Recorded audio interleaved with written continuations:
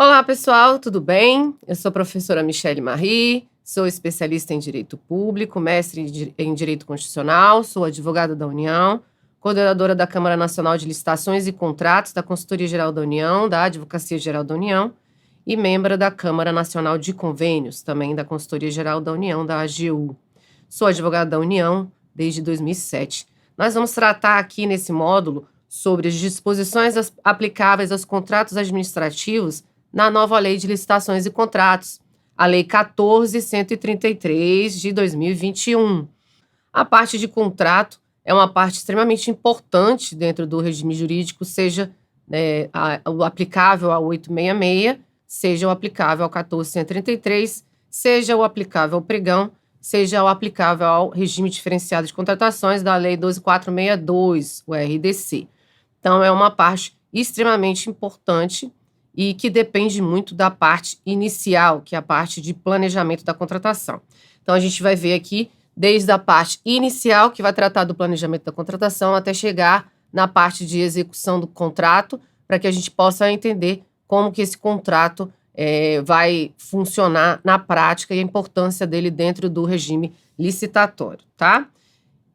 Primeiro, eu trouxe uma frase para vocês que vocês entendam como a lei, o texto da lei deve funcionar, tá?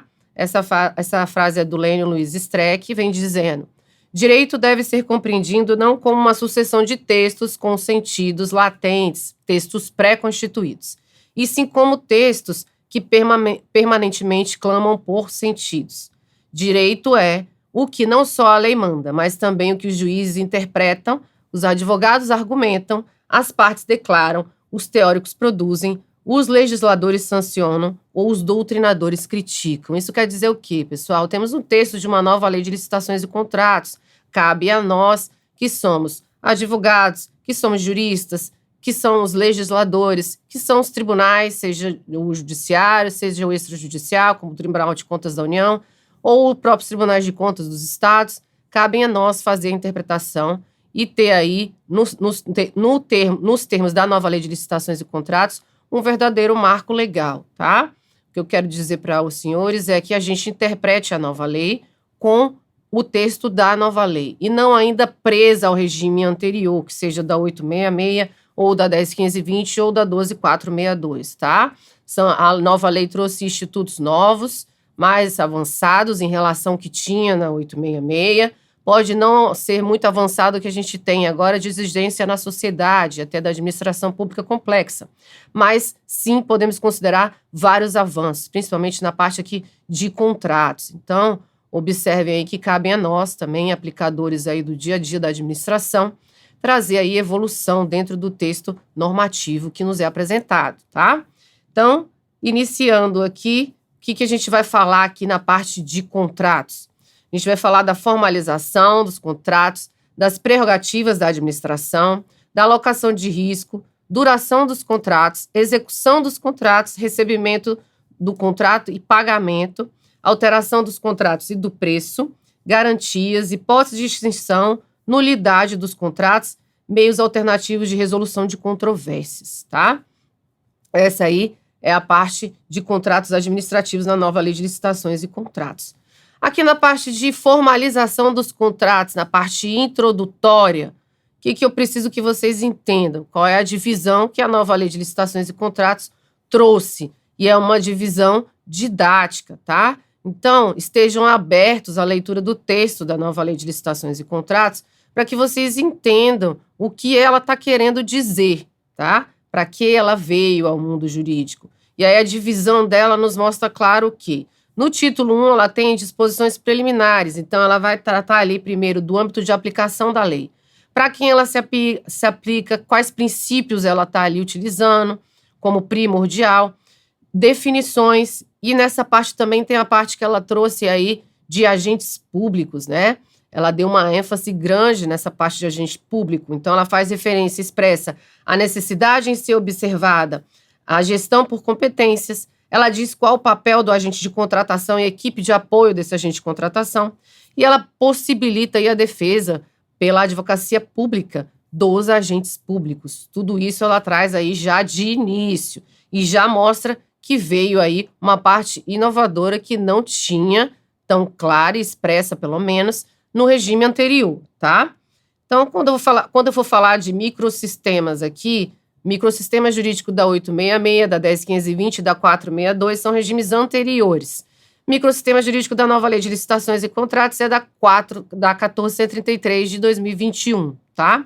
São microsistemas jurídicos porque eles estão dentro de um ordenamento, jurídico que seria algo maior, e aí dentro desse ordenamento eu retiro essa parte, e aí eu tenho ali microsistemas dentro do ordenamento jurídico, dentro de um sistema jurídico maior, e aí cada parte desse todo que é o ordenamento jurídico vai formar aí o ordenamento jurídico. Então a gente vai ter microsistema jurídico anterior, 866, 10.520, 12.462, e o microsistema jurídico da nova lei de licitações e contratos, que é a 14.133 de 2021.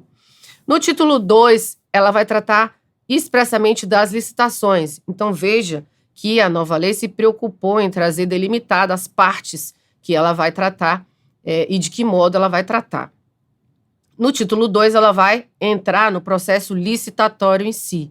Ela vai primeiro falar ali da fase preparatória, então ela fala de instrução do processo, do planejamento aliado com o plano contratual, o plano anual de contratações, ou o plano contratual, ou plano anual de contratações, o PAC, ou o PCA, agora, plano de contratação anual, na nova lei de licitações e contratos, na 14.133. Ela vai falar da elaboração do ETP, do estudo técnico preliminar, e aí eu vou ter definição do objeto já em alguns artefatos da fase interna, tá? Que pode ser termo de referência, pode ser anteprojeto, pode ser projeto básico ou projeto executivo, e aí eu já vou estar definindo o objeto. Ela vai tratar também nessa parte do processo licitatório no título 2, na fase preparatória, tá? Ela vai tratar também nesse título das modalidades, dos regimes de execução, da análise de risco, do edital e do contrato, tá? E vai tratar também de pesquisa de preço e orçamento sigiloso. Isso tudo ela vai tratar nessa fase, no título 2, que trata das licitações, na fase preparatória dentro do processo licitatório. E aí, para o título 3, que é o que a gente vai tratar aqui mais profundamente, ela trata só de contratos administrativos. Então, qual é o nosso módulo aqui dentro da nova lei de licitações e contratos? Título 3, que trata dos contratos administrativos. O título 4, ela vai tratar das irregularidades, e o 5, ela vai trazer disposições gerais relacionadas ao texto da própria nova lei de licitações e contratos. Ok, professora, mas qual é a natureza jurídica, então, da nova lei de licitações e contratos?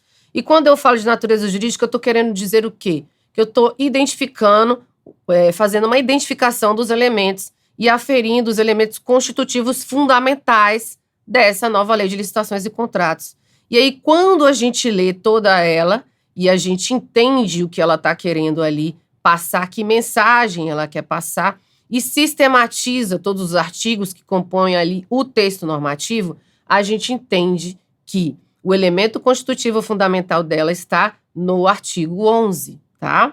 E aí, no artigo 11, inciso 1, ela vai me trazer ali uma direção que ela procura de uma administração gerencial, de resultado, ok?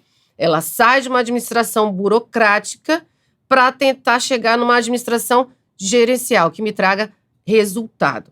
E aí, no parágrafo único, a gente tem o grande coração aí da nova lei de licitações e contratos, que é a governança, tá? E aí, a governança, ela traz como um ponto forte. Dentro disso, ela traz a alta administração para ter responsabilidade com essa governança, não só institucional, mas de contratação pública. Não vamos nos esquecer que existe diferença entre governança institucional e governança de contratação pública, tá? A institucional, eu estou ali sistematizando dentro do meu órgão a governança. Qual unidade vai fazer o quê? Quem vai fazer o quê? Dentro ali do órgão administrativo. A governança da contratação pública, eu estou ali sistematizando dentro da minha contratação pública, como que vai funcionar. Então, eu vou lá dentro do meu órgão, estabeleço que o metaprocesso de contratação vai funcionar de determinada maneira, vai seguir determinadas fases, E aí os processos específicos que vão se seguir a este metaprocesso vai estar ali vinculado ao que eu defini ali dentro do meu órgão de seguir essa governança de contratação pública. Pois bem, artigo 11 é o coração da lei. Essa lei, ela procura uma administração gerencial que me traga resultado e no parágrafo único ela traz a importância da governança, do planejamento da contratação e ela coloca ali a alta administração também como responsável na busca de tudo isso. Isso quer me dizer o quê, professora? Isso quer dizer que agora a gente tem um entendimento claro de que a fase de planejamento da contratação é fundamental para a fase de execução do contrato, para ter uma fase de execução do contrato sadia, para que eu não tenha problemas na fase de execução do contrato. Então, essa fase de planejamento, ela tem um papel extremamente importante dentro do processo licitatório. E a nova lei de licitações e contratos veio expressamente mostrando isso, que ela está agora direcionada a que a administração saiba planejar, tá? Isso tudo em decorrência de vários julgados do Tribunal de Contas da União, principalmente, tá? Então, aqui no texto da nova lei, a gente vai ver que teve uma absorção aí de entendimentos jurisprudenciais do Tribunal de Contas da União, também de entendimentos da Advocacia Geral da União. Vou falar aqui no decorrer da aula para os senhores quais os entendimentos do TCU, da Advocacia Geral da União, que foram aí internalizados pelo texto da nova Lei de Licitações e Contratos. Um dos entendimentos é esse do Acórdão 2622, veja bem que ele é de 2015, que é do Tribunal de Contas da União. E aí ele trouxe um conceito de governança.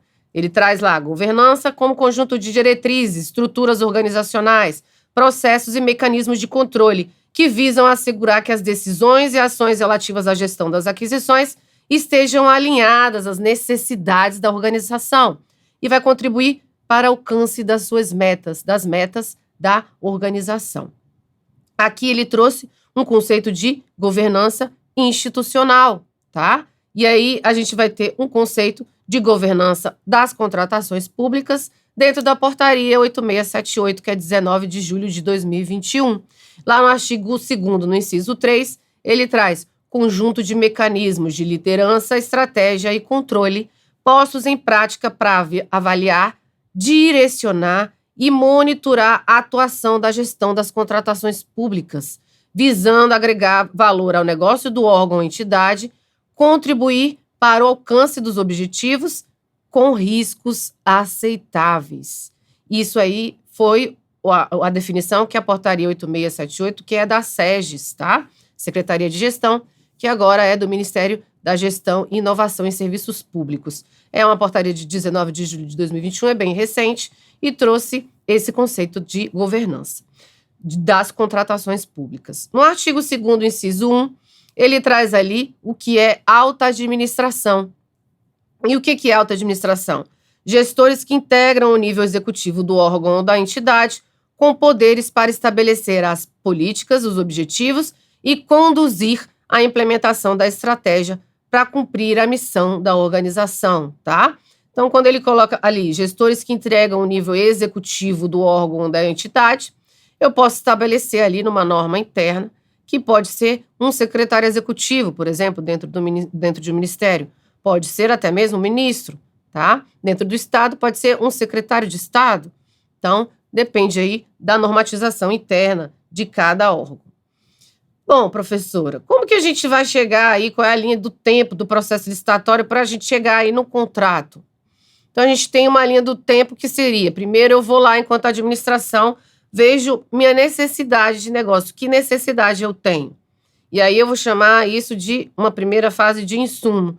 Eu pego a necessidade de negócio e vou ali escolher uma solução para a minha necessidade. E eu faço isso dentro do estudo técnico preliminar. Existem órgãos, o Ministério da Justiça é assim, que adotam um documento inicial, que pode ser documento de oficialização de demanda no regime anterior, microsistema jurídico anterior, e aí a sigla seria DOD, documento de oficialização da demanda, ou o documento de formalização da demanda, que é o documento que o microsistema jurídico atual da nova Lei de Licitações e Contratos faz referência, tá? Então, seria como se eu pegasse esse documento, seja DOD, seja DFD, da área requisitante, da área demandante dentro do meu órgão, e ali eu dou um start no processo licitatório, ok? E aí, desse documento, eu vou fazer o meu estudo técnico preliminar, porque esse documento já me trouxe a necessidade do negócio do órgão. E aí, com essa necessidade, eu inicio o meu ETP, estudo técnico preliminar, para eu escolher a melhor solução.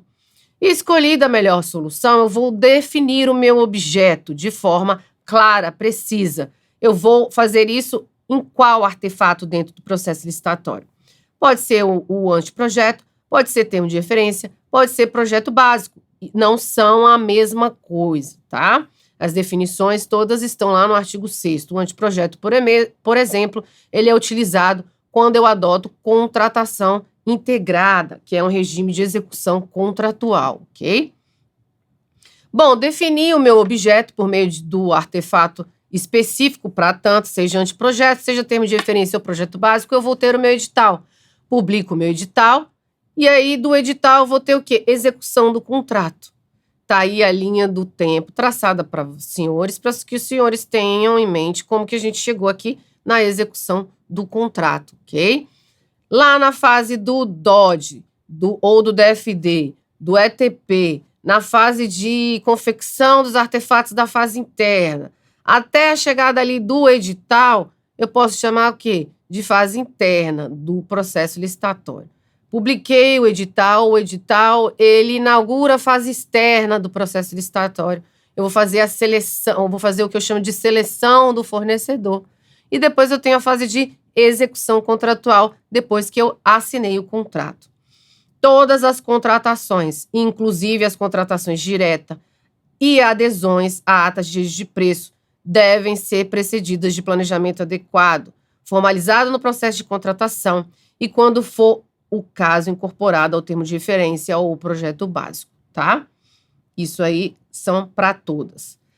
Tudo bem, professora, mas aí eu entendi qual é a fase que a gente está de contrato administrativo, entendi que eu já fiz um planejamento que seja sustentável, que eu tenho que observar uma governança de contratação pública e também institucional. Já organizei tudo isso.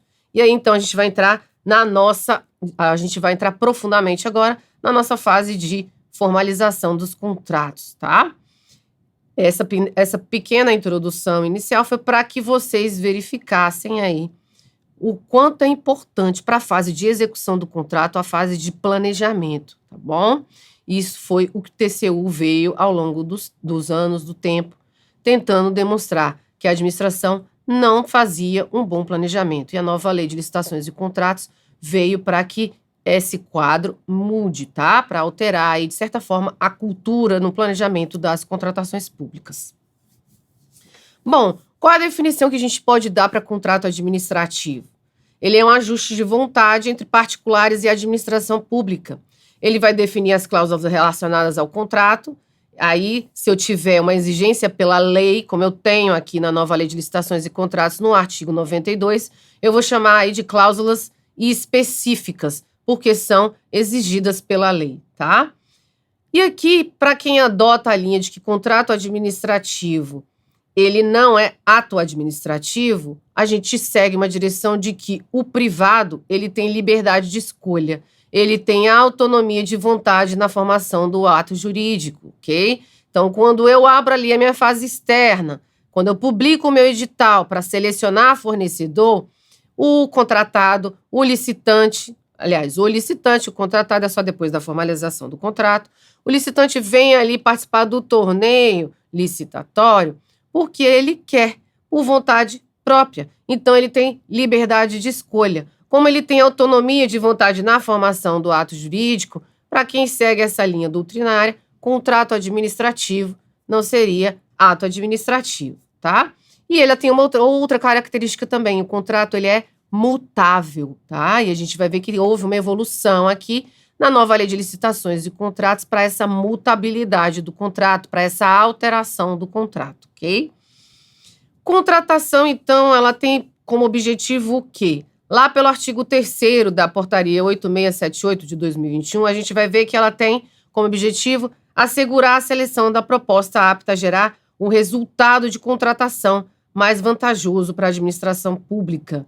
Veja que também aí na própria portaria 8678, como a gente já viu antes, ela é da Secretaria de Gestão do Ministério da Gestão, Inovação e Serviços Públicos, ela vai na direção de gerar o resultado de contratação mais vantajoso. Veja que ela vai na direção da administração pública gerencial, da administração de resultado, de sair da administração pública burocrática, ok? Então, o foco dela é no resultado, tá? Eu vou ter ali uma liberdade maior para o gestor atuar, porque eu vou ali controlar resultado, ok? Então, ela vai nessa direção de assegurar a seleção da proposta apta a gerar o resultado de contratação mais vantajoso, inclusive no que se refere ao ciclo de vida do objeto. A gente vai ver aqui especificamente o que quer dizer esse ciclo de vida de objeto. Mas ele está lá dentro da cartilha de contratações públicas sustentáveis que a Advocacia Geral da União tem uma explicação lá mais aprofundada sobre o ciclo de vida do objeto, considerando até aspectos de sustentabilidade no aspecto ambiental, tá? Porque a sustentabilidade, ela tem vários aspectos e vários viés ali, né? Um deles é o ambiental, econômico. Então, dentro dessa cartilha de contratações públicas sustentáveis da Advocacia Geral da União, vocês encontram lá no site da Advocacia Geral da União, na página da Câmara Nacional de Sustentabilidade. A Consultoria Geral da União tem câmaras temáticas, tá? Então, uma dessas câmaras temáticas de uniformização é a Câmara Nacional de Sustentabilidade. E ela que produz essa cartilha que fala sobre a necessidade da adoção da sustentabilidade dentro das contratações, ok? Então, eu tenho também como objetivo, ali no artigo 3º da portaria 8678, assegurar tratamento isonômico entre os licitantes, bem como a justa competição. Eu tenho evitar contratações com sobrepreço ou com preços manifestamente inexequíveis e superfaturamento na execução dos contratos. Eu tenho incentivar a inovação e o desenvolvimento nacional sustentável. Todos esses são objetivos a serem perseguidos nas contratações públicas. Então, quando eu faço a formalização do meu contrato, eu tenho que verificar se esse objetivo está sendo alcançado. O artigo 89, lá da nova Lei de Licitações e Contrato, ele traz o quê? Os contratos de que trata essa lei, a nova Lei de Licitações e Contratos, vão ser regulados pelas suas cláusulas e pelos preceitos de direito público, e a eles serão aplicados supletivamente os princípios da teoria geral dos contratos e as disposições de direito privado. Isso já constava no texto anterior do microsistema jurídico da 866, no artigo 54, ok? Isso quer dizer o quê? Primeiro, aplicação supletiva, que é o que está fazendo referência no 89, ela quer dizer que, apesar de haver lei específica a tratar de determinado tema, ele se mostra incompleto. Então, eu vou ter um aprimoramento, uma complementariedade que vai aperfeiçoar aquele tema específico. É diferente de aplicação subsidiária, porque aí eu tenho inexistência de norma. Que exemplo eu posso trazer para os senhores aqui? Pois bem, eu posso trazer para os senhores aqui exemplo de locação de imóvel, que eu uso ali contrato privado de locação de imóvel da administração e uso a legislação determinada para a locação de imóvel. Outro exemplo, sobre o reajuste na ata de registro de preço, eu tenho um artigo escrito, se vocês colocarem no Google já deve aparecer, tá? Mas está publicado em vários portais. Um deles é o Observatório Nacional da Lei de Licitações e Contratos, que tem também vários outros artigos relacionados à nova Lei de Licitações e Contratos. Mas qual foi o entendimento que foi ali resultado desse artigo? Que a ata de registro de preço poderia ser considerada como um contrato preliminar, como um pré-contrato. Veja que não há uma afirmação de que ela é contrato. A ata não é contrato, mas ela pode ser ali um contrato preliminar, tá? E isso daí foi uma construção jurídica feita utilizando disposições de direito privado. Então, aqui o que a lei me possibilita é que, apesar de haver o direito público específico que vai reger os contratos administrativos e vai tratar dos temas relacionados ao direito público e aos contratos administrativos, Isso não quer dizer que para aprimorar ou para complementar ou para aperfeiçoar determinado instituto que eu vá utilizar, eu não possa aplicar de forma supletiva disposições de direito privado. Eu posso, há uma autorização legal para isso. Assim como os princípios da teoria geral dos contratos, tá? Então, ficamos aí com o artigo 89, parágrafo 1º agora. Ele fala que todo contrato tem que ter nome das partes e seus representantes. E aí vamos ter que observar a Lei 13.709, de 14 de agosto de 2018, que é a Lei Geral de Proteção de Dados, LGPD. A finalidade, tá? Todo contrato tem que ter finalidade. Todo contrato tem que ter o ato que autorizou a lavratura do contrato. Todo contrato tem que ter o número do processo da licitação ou da contratação direta. Na contratação direta, eu não vou ter, tá? Ali fase de seleção do fornecedor, porque eu estou contratando diretamente, mas isso não quer dizer que eu não tenha número de processo. Eu vou ter número de processo, tá? Todo contrato tem que ter sujeição dos contratantes às normas da 14.133 e das cláusulas contratuais. Isso daí também já estava no regime anterior, no artigo 61 da 866, tá? Lá no artigo 89, parágrafo 2º, ele vai me dizer o quê? Os contratos deverão estabelecer com clareza e precisão as condições para sua execução. Então, eu vou ter que ter cláusula que defina os direitos, as obrigações, as responsabilidades das partes, em conformidade com os termos do edital e os da proposta. Vejam bem, muita atenção nisso daqui, tá? Ou com os termos do ato que autorizou a contratação direta e os da respectiva proposta. Os artefatos da fase interna do processo licitatório, eles têm que conversar entre si, têm que fazer sentido entre si. Então, quando eu for fazer o contrato, por óbvio, eu tenho que olhar ali o que foi escrito no ETP, o que foi escrito ou no anteprojeto, ou no termo de referência, ou no projeto básico, ou no próprio projeto executivo, se já tiver dentro dos autos, para eu poder ter ali o meu contrato, para que ele seja um reflexo também dos artefatos que foram produzidos na fase interna do processo licitatório, ok? Então, é isso que esse artigo 89, parágrafo 2º, está querendo dizer. Eu tenho que observar aí, tá? As disposições dos artefatos da fase interna, para eu poder saber ali o que eu vou colocar no meu contrato, para que tudo possa ali fazer sentido dentro do processo licitatório. Sobre a Lei Geral de Proteção de Dados, a LGPD, Lei 13.709 de 2018, o parecer 9 de 2022, veja que ele é super recente, do departamento que uniformiza, tá? Dentro da Advocacia Geral da União, os entendimentos jurídicos para o consultivo, que é chamado de DECO, ele veio a trazer, por meio desse parecer 09 de 2022, entendimentos relacionados a como vai ser feita a utilização da LGPD dentro das contratações públicas, tá? E aí ele veio dizendo lá no inciso 1 da emenda, com a recente promulgação da emenda constitucional 115, o direito à proteção dos dados pessoais foi inserido no rol dos direitos fundamentais da Constituição Federal. Lá no item 2 da emenda, a Lei Geral de Proteção de Dados foi editada para dispor sobre o tratamento de dados pessoais, inclusive nos meios digitais, por pessoa natural ou por pessoa jurídica de direito público ou privado, com o objetivo de proteger os direitos fundamentais de liberdade e de privacidade e o livre desenvolvimento da personalidade da pessoa natural. Lá no item 3 da emenda, os dados pessoais tratados em razão de licitações e contratos devem subsumir-se à nova política desde a entrada em vigor da Lei Geral de Proteção de Dados, mesmo no caso das licitações em curso e os contratos já firmados, que poderão ser revistos, caso necessário, para adaptação aos parâmetros impostos pela norma.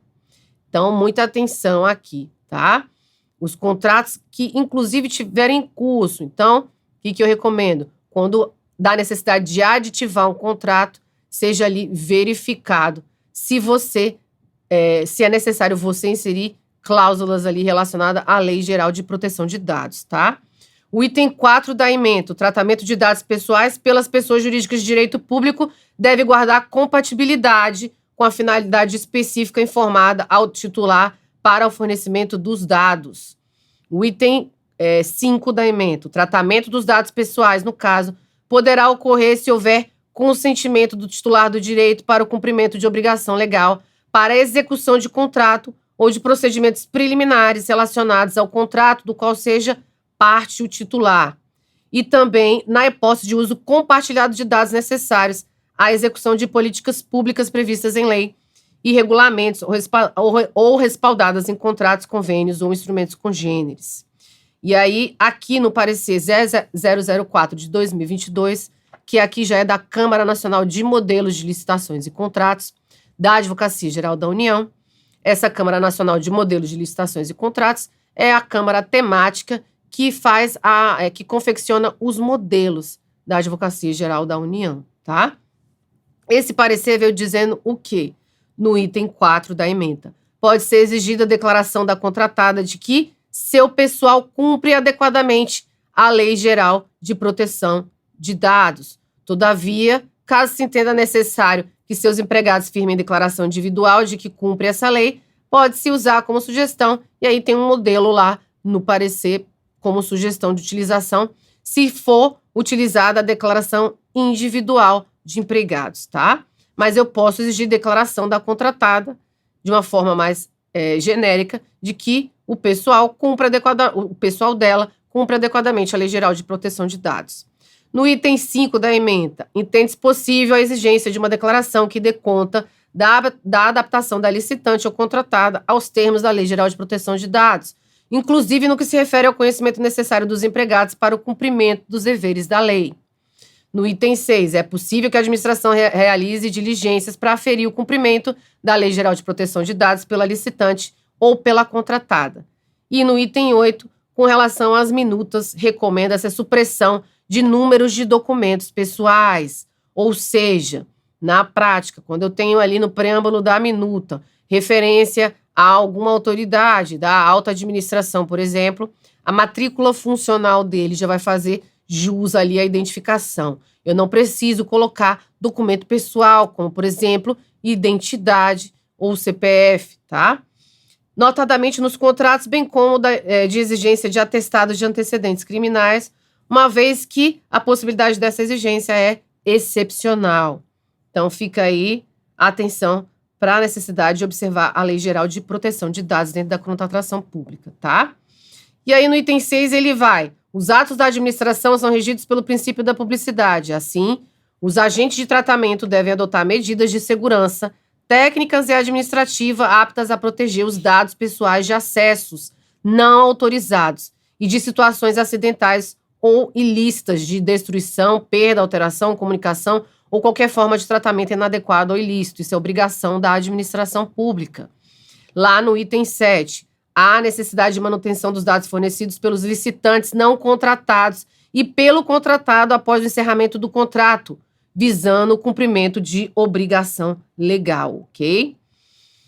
Bom, já vimos aí a extrema necessidade da adoção da LGPD dentro também das contratações públicas, tá? Vamos agora para o artigo 90. Ele vem dizendo o quê? A administração convocará regularmente o licitante vencedor para assinar o termo de contrato ou para aceitar ou retirar o instrumento equivalente. Ou seja, eu já tenho ali um licitante vencedor. Passei da minha fase de seleção de fornecedor e já tenho o licitante vencedor. Eu vou convocar ele para assinar o termo de contrato, ou para aceitar ou retirar o instrumento equivalente, porque eu posso ter instrumento equivalente a contrato, mas vamos ver mais à frente. Dentro do prazo e nas condições estabelecidas no edital, sob pena de decair o direito à contratação, sem prejuízo das sanções previstas na lei. Isso já tinha lá no artigo 64 da 866.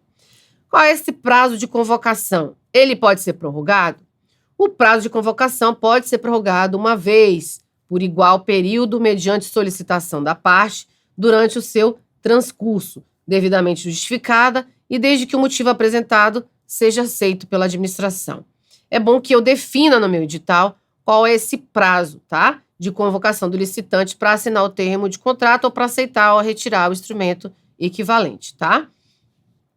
No parágrafo 2º do 90, ele vem dizendo que é facultado à administração Quando o convocado não assinar o termo de contrato ou não aceitar ou não retirar o instrumento equivalente no prazo e nas condições estabelecidas, convocar os licitantes remanescentes. E aí eu tenho por claro e óbvio que obedecer à ordem de classificação. Eu vou convocar ali o remanescente para celebrar o contrato nas condições propostas pelo licitante vencedor, tá? Então, o primeiro ali, convocado, não assinou o termo, não aceitou, não retirou. No prazo, eu posso chamar o remanescente, desde que obedeça à ordem de classificação. E aí ele coloca claro aqui que é nas condições propostas pelo licitante vencedor. Isso também já tinha lá no artigo 40 da Lei 12.462, do regime diferenciado de contratações. Aqui ele adotou, na mesma linha do regime diferenciado de contratações, da 12.462, que as condições propostas é do licitante vencedor, tá? Aqui no artigo 90, parágrafo 3º, a gente vai ter que, decorrido o prazo de validade da proposta, e eu vou colocar que o prazo de validade da proposta vale em X dias aonde? No edital. Sem convocação para a contratação, ficarão os licitantes liberados dos compromissos assumidos. Então, a lei está autorizando aqui que eles fiquem liberados, os licitantes, de compromissos assumidos, se, decorrido o prazo de validade que eu coloquei lá da proposta no meu edital, eu não convocar esse licitante para poder assinar o contrato, tá? No parágrafo 4º do artigo 90, eu vou ter o quê? Na hipótese de nenhum dos licitantes aceitar a contratação, nos termos lá do parágrafo 2º que a gente já colocou, a administração vai, observado o valor estimado e sua eventual atualização nos termos do edital, convocar os licitantes remanescentes para negociação na ordem de classificação com vista à obtenção de preço melhor, mesmo que acima do preço do adjudicatário. Esse é um ponto importante, tá? Isso daqui é totalmente novo, tá? Não existia essa sistemática no microsistema jurídico anterior. Então, nenhum licitante aceitou a contratação.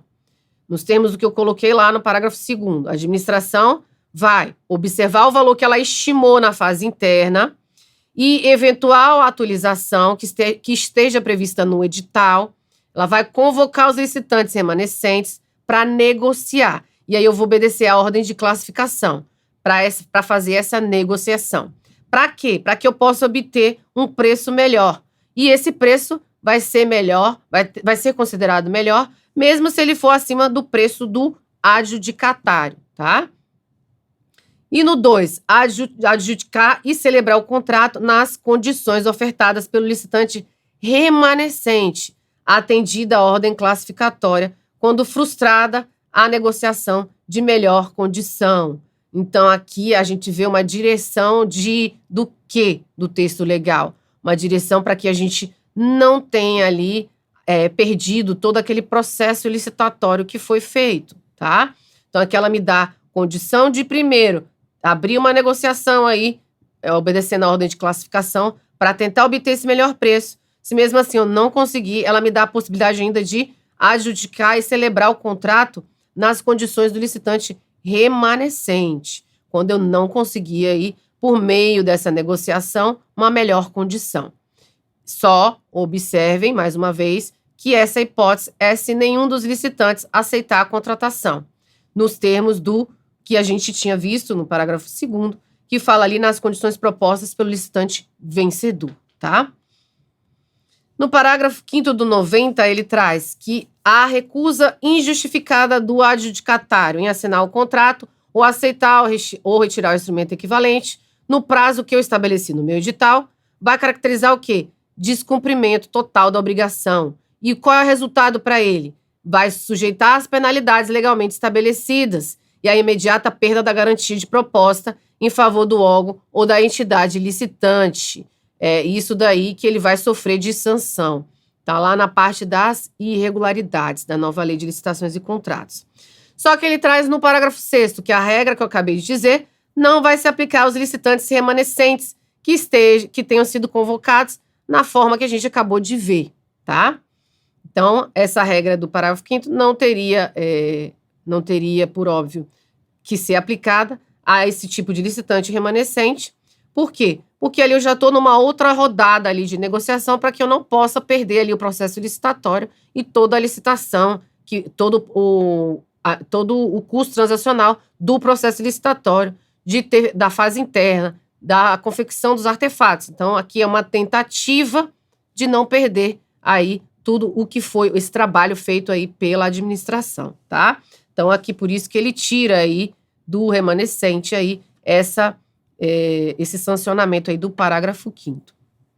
O parágrafo 7º, ele diz que vai ser facultada à administração a convocação dos demais licitantes classificados para a contratação de remanescente de obra, de serviço ou de fornecimento, em consequência de rescisão contratual, observados os mesmos critérios estabelecidos. Então, ele traz que tem que observar os critérios do parágrafo 2º que a gente viu e do parágrafo 4º desse artigo, ok? Então, vamos fazer também para o remanescente de obra aqui, de serviço ou de fornecimento, a mesma sistemática, tá? Vou chamar ali o remanescente para que ele seja contratado pelo preço do licitante vencedor. Nenhum aceitou, obedecendo a ordem de classificação. Vou partir para a negociação. Não consegui também fazer a negociação. Vou ali contratar pelo preço ali pelo preço dele, do licitante, tá? No final das contas, o que vai ter de resultado vai ser esse. Numa tentativa de ter ali uma formalização do contrato e não perder ali todo o trabalho feito na fase interna aí pela administração. Isso aí a gente tinha no artigo 2411 da 866, não exatamente como está aqui, tá? E a gente tinha no artigo 41 do regime diferenciado de contratação também, não exatamente como está aqui. Então, houve uma evolução nesse ponto aí, dentro da nova lei de licitações e contratos. Deixo para a leitura dos senhores o acórdão do Tribunal de Contas da União, número 2737 de 2016, ele é do plenário, tá? No artigo 91, ele vem dizendo que os contratos, os aditamentos do contrato têm que ter forma escrita, ou seja, o contrato, ele é formal, tá? Tem que ter forma escrita e serão juntados ao processo que tiver dado origem à contratação. Por favor, qualquer documento que seja produzido relacionado ao processo licitatório tem que ser inserido dentro de um processo, tá? O que não está nos autos não está no mundo. Então, numa eventual auditoria, o que tiver inserido ali de documentação vai ajudar até mesmo na sustentação da motivação que o gestor venha a necessitar, tá? Então, o contrato, aditamento tem que ser forma escrita e deve ser juntado ao processo. Divulgados e mantidos à disposição do público em sítio eletrônico oficial. Tenho que divulgar e tenho que manter à disposição para que eu possa observar a publicidade e a transparência, tá? Do ato.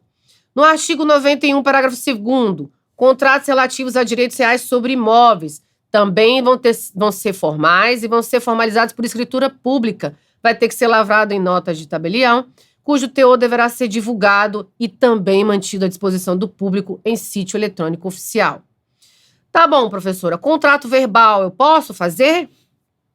Bom, a gente tinha uma disposição lá no artigo 60 do parágrafo único da Lei 866, e agora a gente tem uma disposição aqui no artigo 95, parágrafo 2º da nova Lei de Licitações e Contratos, proibindo que seja feito contrato verbal como regra. Mas eu posso ter exceção? Posso ter exceção. Lá no artigo 95, parágrafo 2º da nova lei, ele traz como exceção que pequenas compras ou o de prestação de serviços no pronto pagamento, tá? Que geralmente eu utilizo ali para suprimento de fundos, ok? Assim entendidos aqueles de valor não superior a R$10.000. Então, traz aí como exceção que ele considera ali como um eventual contrato verbal, tá? Mas, regra geral, é proibido. Já existia isso no microsistema jurídico anterior. Não exatamente como está agora na nova Lei de Licitações e Contratos, mas já existia.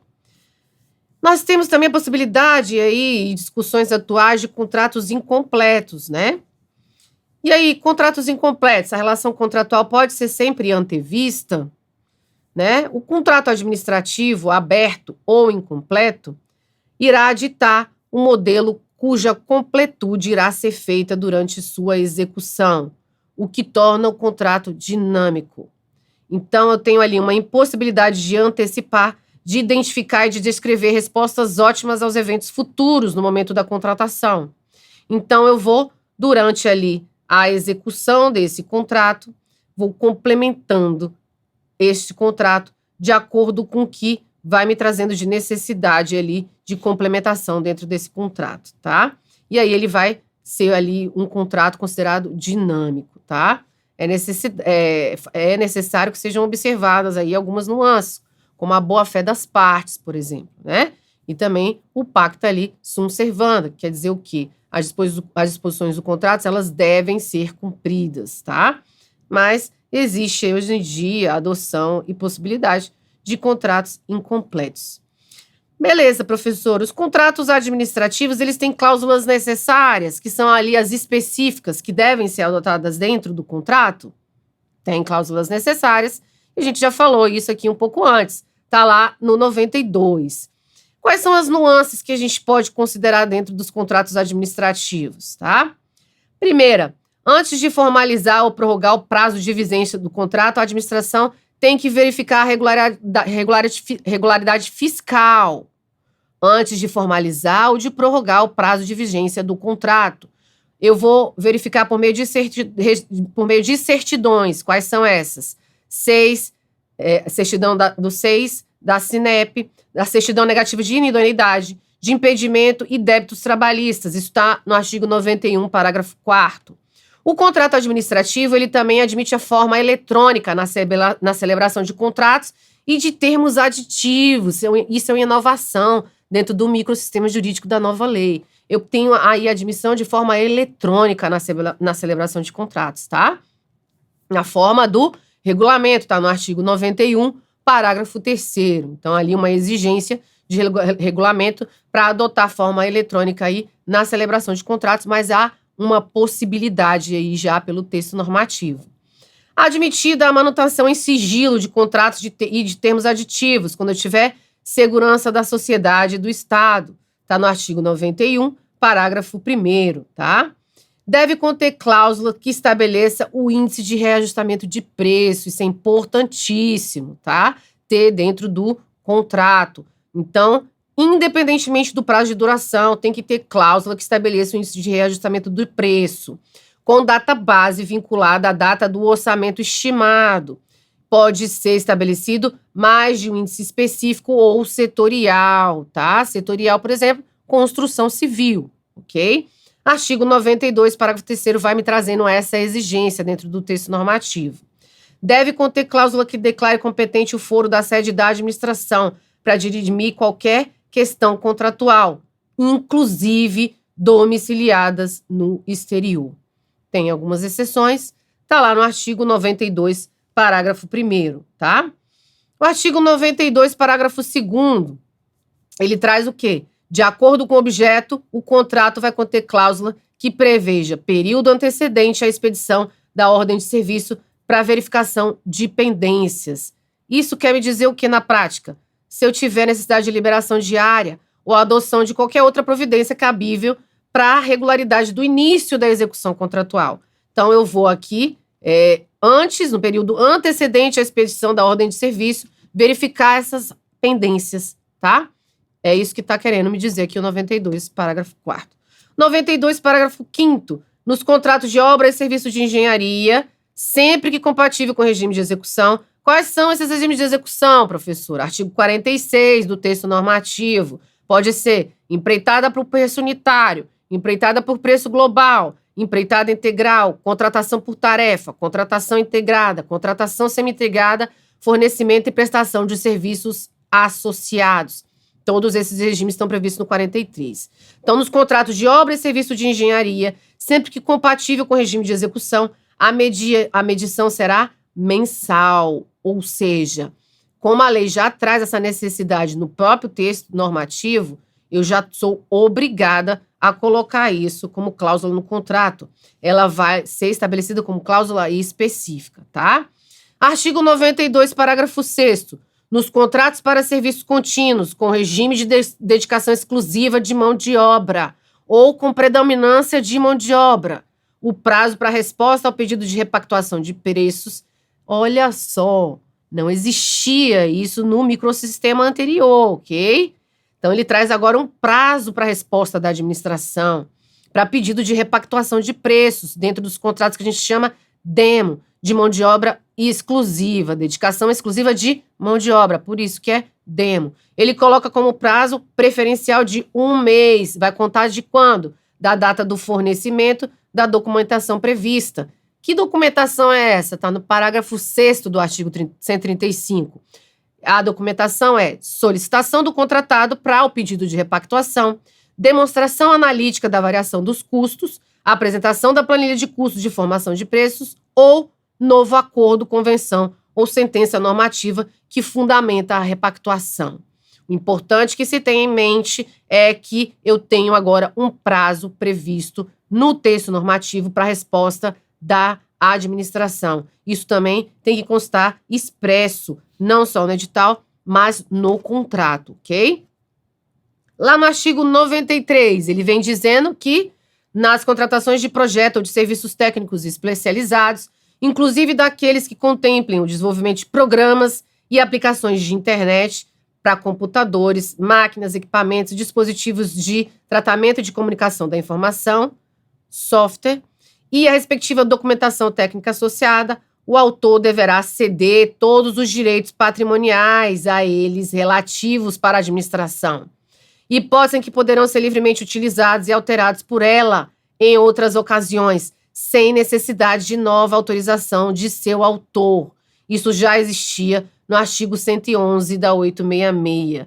Ele está aqui dizendo expressamente no texto legal que contratações de software é obrigatório, o autor deve ceder os direitos patrimoniais para a administração, tá? Para que a administração possa livremente utilizar, evoluir esse sistema, ok? Então, ele já traz isso como uma previsão expressa no texto legal. A seção, atenção, é de direito patrimonial, relação econômica resultante de produção intelectual. Não diz respeito a direito autoral, tá? Que é parcela material de criação do autor. Direito autoral está na Lei 9.610 e 9.609. As duas são de 19 de fevereiro de 98. Deixo aí para a leitura dos senhores o acórdão 883 de 2008 do Tribunal de Contas da União. Muito bem. Aqui no 93, parágrafo 1º, o que vem me dizendo a lei? Quando o projeto se referir a obra imaterial de caráter tecnológico e aí insuscetível de privilégio, a seção dos direitos a que se refere, o caput que a gente acabou de ver, vai incluir o fornecimento de todos os dados, documentos e elementos de informação pertinentes à tecnologia de concepção, desenvolvimento, fixação e suporte físico de qualquer natureza e aplicação da obra. O que se quer aqui é possibilitar que a administração tenha acesso a evoluir esse sistema, esse software que ela está adquirindo, tá? No parágrafo 2º, tem como faculdade para a administração deixar de exigir a cessão de direitos a que se refere o que a gente acabou de ver, quando o objeto da contratação envolver atividade de pesquisa e desenvolvimento de caráter científico, tecnológico ou de inovação, considerados os princípios e os mecanismos instituídos pela Lei 10.973, de 2 de dezembro de 2004. Essa lei ela trata de incentivo à inovação e à pesquisa científica e tecnológica. Então, eu trago ali, nesse parágrafo, uma faculdade, quando tiver relacionada aí atividade de pesquisa e desenvolvimento de caráter científico, tecnológico ou de inovação. Então, a administração, nesse caso, eu trago como faculdade, a lei traz como faculdade a exigência aí dessa seção de direitos, tá? No parágrafo 3º, na hipótese de posterior alteração do projeto pela administração, o autor tem que ser comunicado e os registros serão promovidos no órgão ou entidade competente. Então, se eu alterei o projeto que eu adquiri, eu tenho que comunicar o autor, mesmo eu tendo ali a seção de direitos patrimoniais desse projeto, tá? O 94, ele traz uma obrigatoriedade de divulgação no PNCP. O PNCP é o quê? É o Portal Nacional de Contratações Públicas. Então, é um portal que vai concentrar ali, ele tem essa intenção de concentrar ali as contratações públicas, tanto em âmbito federal, estadual, quanto municipal. Sim, ele vai uniformizar para que eu tenha dentro de um mesmo lugar como fazer pesquisa das contratações e verificar ali como que faz a contratação no estado de São Paulo, como que faz no âmbito federal, como que faz no estado do Rio, como que faz no município aqui do Ceará. Então, esse portal ele vai uniformizar. A divulgação nesse portal é indispensável para a eficácia do contrato e do aditamento do contrato e deve ocorrer nos seguintes prazos, contados da assinatura, tanto do contrato quanto do aditamento do contrato. 20 dias úteis se for licitação, 10 dias úteis se for contratação direta. O parecer 002 de 2021 da Câmara Nacional de Modelos de Licitações e Contratos da AGU, ele veio dizendo o quê?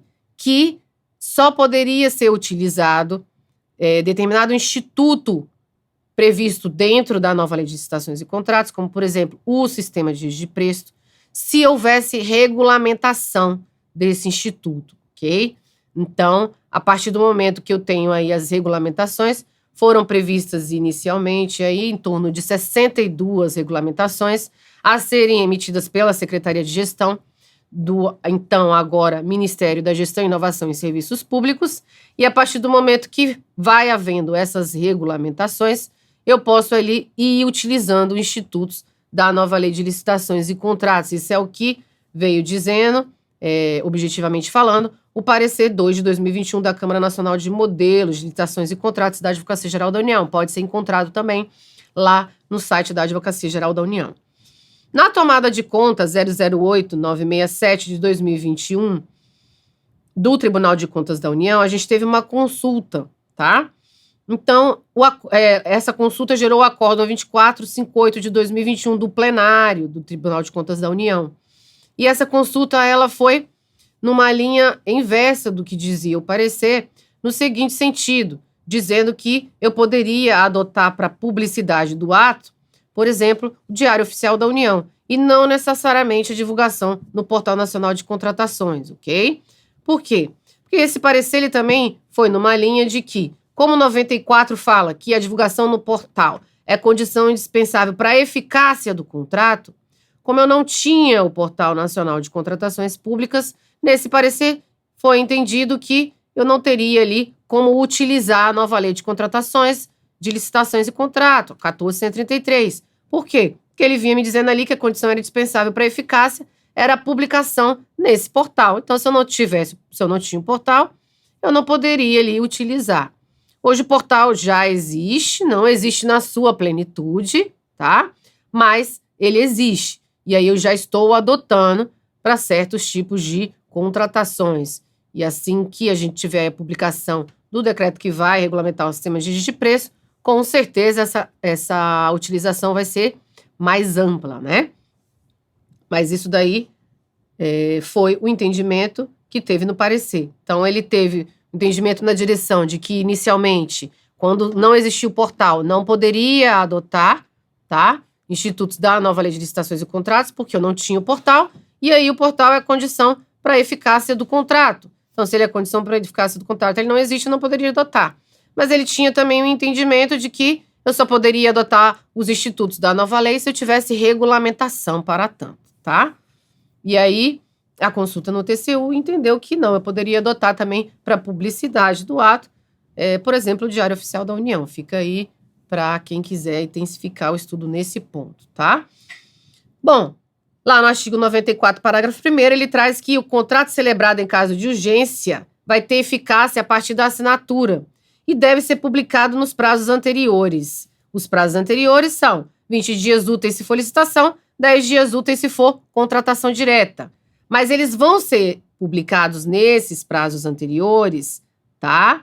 Sob pena de nulidade, depois. Por quê? Vejam bem o que diz o artigo. O contrato celebrado em caso de urgência, então se eu tenho ali uma configuração de uma urgência, uma calamidade pública, por exemplo, uma emergência, ele tem eficácia a partir da sua assinatura. Então, eu assinei, ele já vai ter eficácia.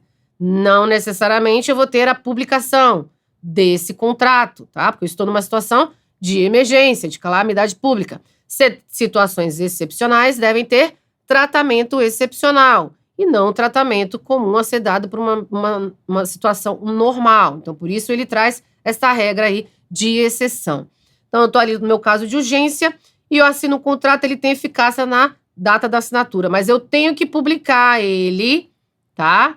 Nos prazos anteriores, seja 20 dias, seja 10 dias úteis, se 20 dias for licitação, 10 dias úteis se for contratação direta, sob pena de nulidade. Então, eu assino, ele tem eficácia, mas eu tenho que publicar, sob pena de nulidade desse contrato, ok?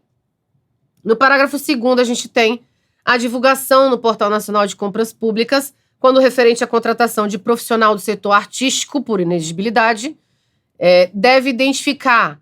Então, se eu estou fazendo contratação de um profissional do setor artístico por inexigibilidade, a lei me permite isso, mas eu tenho que ter identificação lá no Portal Nacional de Contratação dos custos do cachê do artista, dos músicos ou da banda, quando houver, se houver banda. Do transporte, da hospedagem, da infraestrutura, da logística do evento e das demais despesas específicas.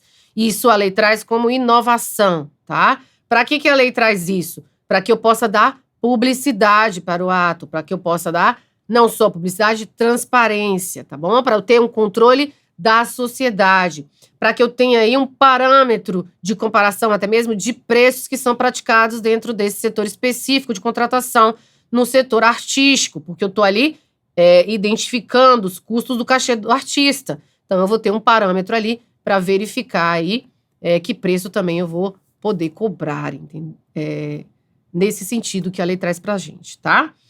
O parágrafo 3º aí do artigo 94, no caso de obra, a administração vai divulgar em sítio eletrônico oficial em até 25 dias úteis após a assinatura do contrato, os quantitativos e os preços unitários e totais que ela contratar. E em até 45 dias úteis após a conclusão do contrato, os quantitativos executados e os preços praticados. Vejam e atenção a isso, que o prazo de 45 dias úteis é após a conclusão do contrato. Então, ele me traz 2 prazos, tá bom? Para o caso de obra.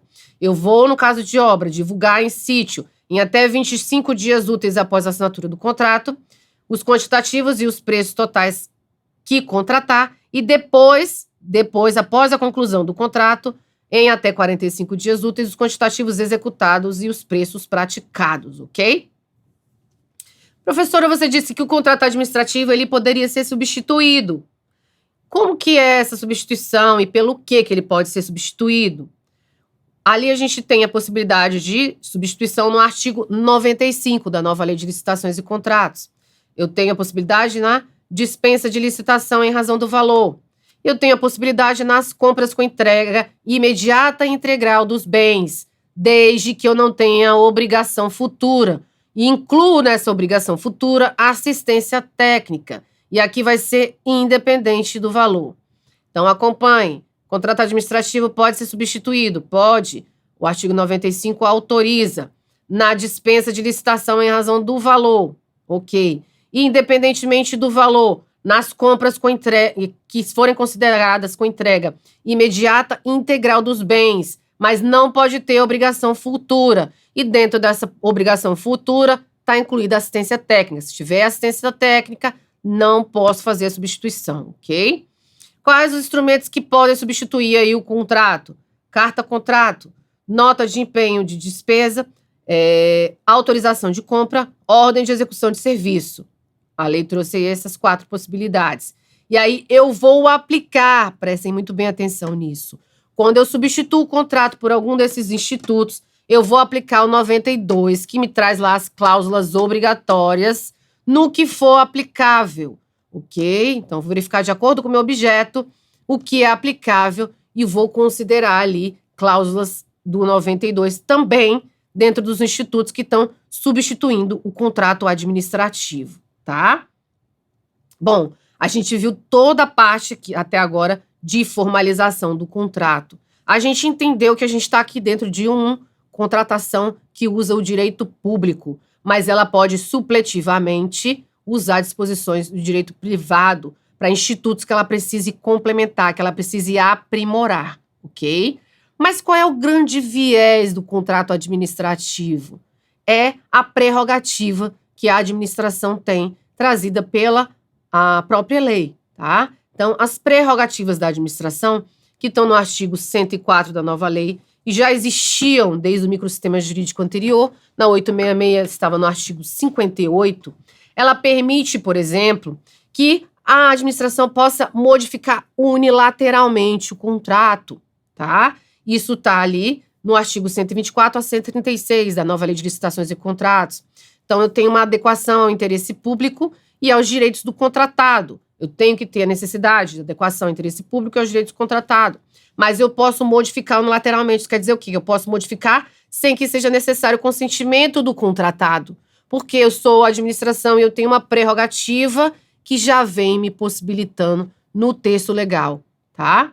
Então, eu posso entender essa modificação unilateral como uma prerrogativa da administração. Eu posso também extinguir unilateralmente o contrato, tá? Então, tá lá no artigo 137 da nova Lei de Licitações e Contratos. E aí eu posso extinguir unilateralmente também sem anuência, sem necessidade de anuência do contratado, tá? Eu posso fiscalizar a execução do contrato. E ali tá no artigo 117 da nova Lei de Licitações e Contratos como vai ser feita essa fiscalização, tá? E eu posso aplicar sanção pela inexecução total ou parcial do ajuste. Tá ali nos artigos 155 a 163 da nova Lei de Licitações e Contratos. E aí eu posso, e a lei traz essa possibilidade expressa, e aí é uma prerrogativa que é latente no texto da norma. Eu posso ocupar provisoriamente bem móveis e imóveis e utilizar pessoal, serviços vinculados ao objeto do contrato, tá? Isso tá isso está também no artigo 58, inciso 5º da Lei 866. Se trouxer riscos à prestação de serviço essencial e por necessidade de cautelar a apuração administrativa de faltas contratuais pelo contratado, inclusive após a extinção do contrato. Então, fiquem aí em mente que é uma prerrogativa da administração assegurada legalmente a ocupação provisória de bem móveis e imóveis e utilização de pessoal de serviços que sejam vinculados ao objeto do contrato, tá? Eu tenho aí também como prerrogativa da administração, no artigo 104 da nova Lei de Licitações e Contratos, no parágrafo 1º, as cláusulas econômico-financeiras e monetárias do contrato não podem ser alteradas sem prévia concordância do contratado. Então, por mais que eu tenha todas as prerrogativas que eu acabei de listar para os senhores, o artigo 104, parágrafo 1º, me diz que se a cláusula for econômico-financeira e monetária, eu não posso ter alteração sem prévia concordância do contratado, ok?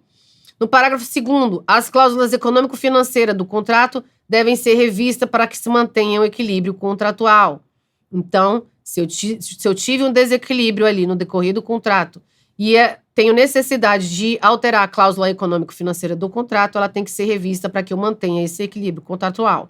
Nós vamos ver mais à frente, nas alterações do contrato, aí as alterações de cláusula econômico-financeira, ok?